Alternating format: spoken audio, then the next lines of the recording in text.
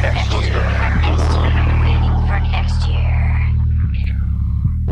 to the waitingfornextyear.com podcast. I'm your host, Craig Lyndall, and today I'm live and in person with Mike Hattery. Hello. On the mic, sir. On the mic. Oh, I'm sorry. Very distant. And Josh Poloha for the first time in live. I mean, we've met before, but you've never been on the podcast before. Never, ever.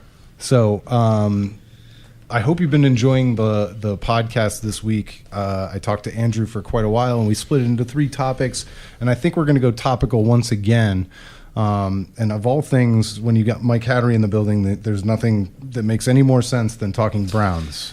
I have all the Browns takes. They're all bad. They're all bad takes. It's actually going to work out pretty well because you seem like you want to treat it like a newbie and ask a bunch of questions. I do. I'm really excited about this Browns team. I need to be talked out of Deshone Kizer optimism already because I just see a guy who has much better command of the pocket. All the press you hear about him. This isn't like when Whedon was in camp. I mean, why shouldn't I be more excited about Kizer than any guy we've had in the building in the last 5 years? All right, so is there a specific question? Where do you want to start?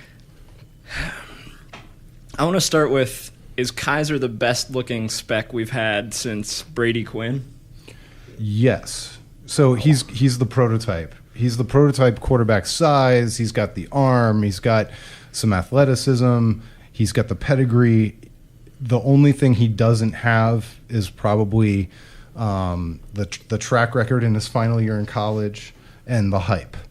And so I think a lot of people should probably temper some of their enthusiasm, but a lot of it depends on the coaches. I'm really more interested to see. I think it's almost as much a test of Hue Jackson as it is Deshone Kizer.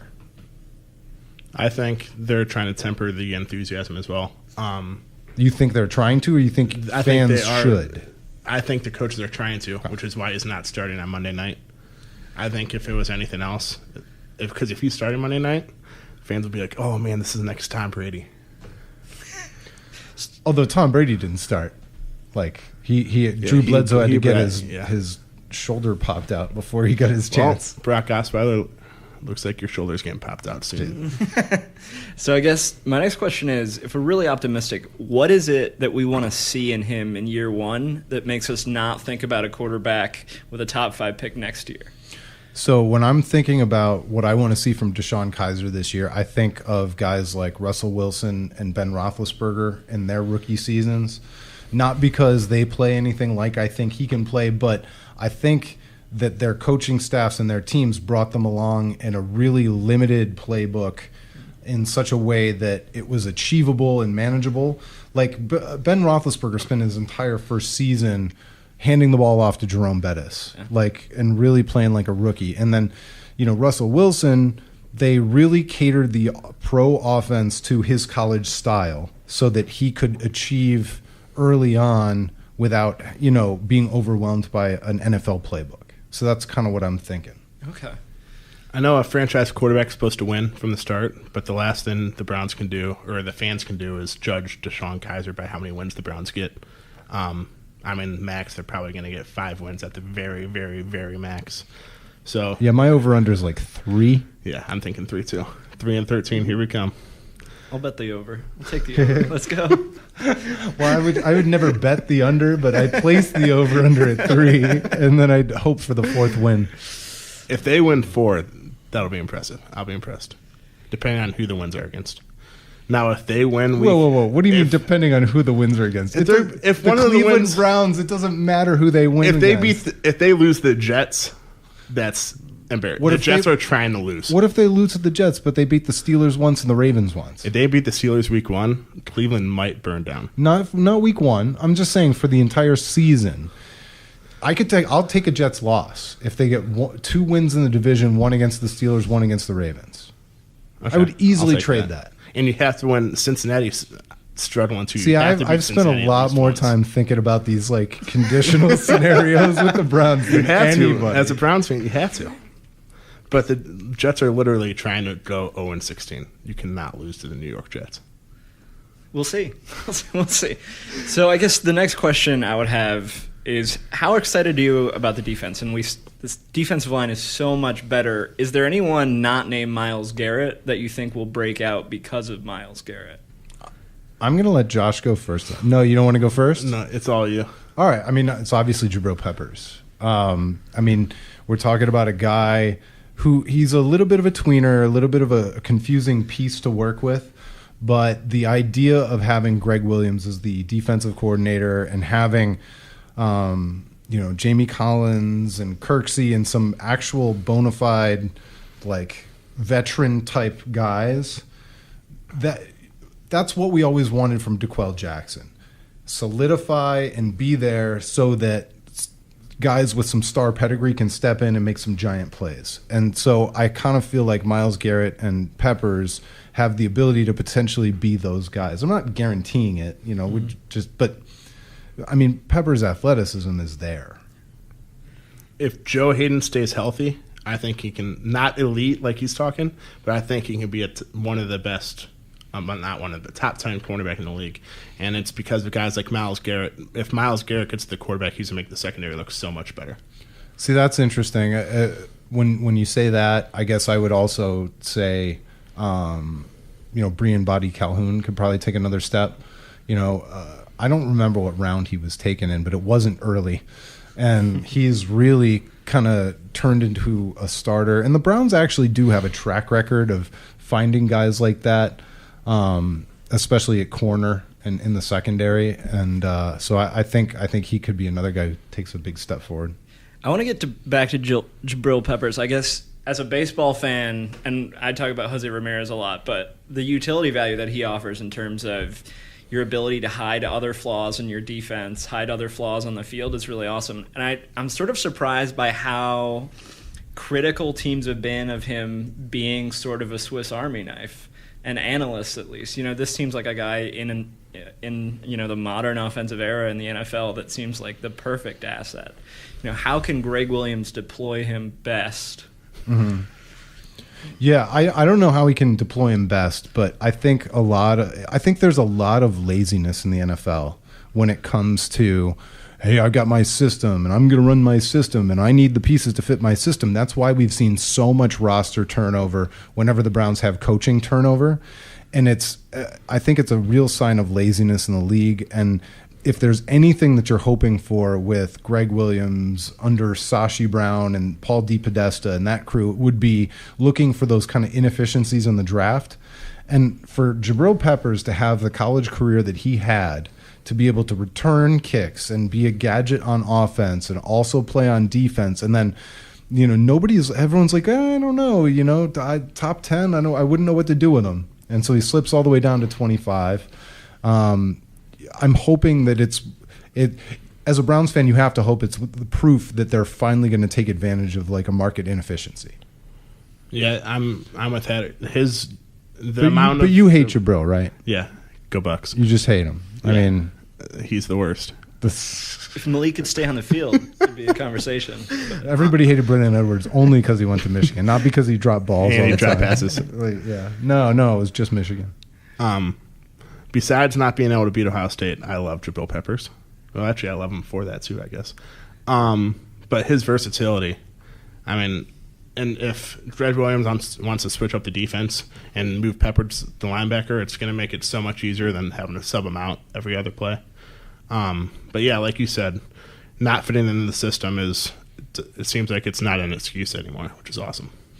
Yeah, but don't you think the NFL's been kind of like that lazy, intellectually lazy coaching, and it's almost like if I turn over the whole roster because it doesn't fit my system, that almost like buys you extra time as an incoming coach or an incoming executive. Remember when Joey Bosa didn't fit into the Brown system? Well, I mean, I don't think anybody ever said that into a microphone on the record, but yeah, we did hear that. So I guess the last question that I would have about this defense is, how good can this defense be by week 9? I mean, we have a really young roster, but it's been infused with Garrett, who solidifies, and we've had a lot of young draft picks recently on that line. How good can it be? Well, that's the number one thing. I don't know how good it can be, but that's the number one thing that I want to see from this defense over the course of the year is like that. I need that upward curve.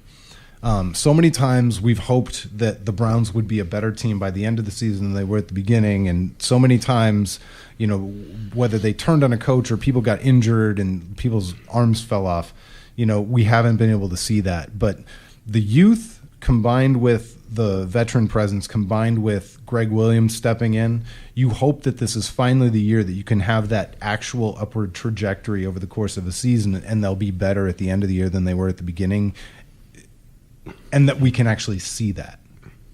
I think not to put all the pressure on Myles Garrett, but if he can get to the quarterback, like I said before, it's going to make the defense so much better. The safeties are going to look better. The entire secondary is going to look better. But also, actually, I just lost my train of thought, so carry on. All right. So for you, Hattery, what obviously you're not much of a Browns guy, but you're obviously thinking about the team a little bit. How are you taking the season? Do you have a strategy? I need to come up with coping mechanisms and strategies heading into every season because that's the way I am with this team.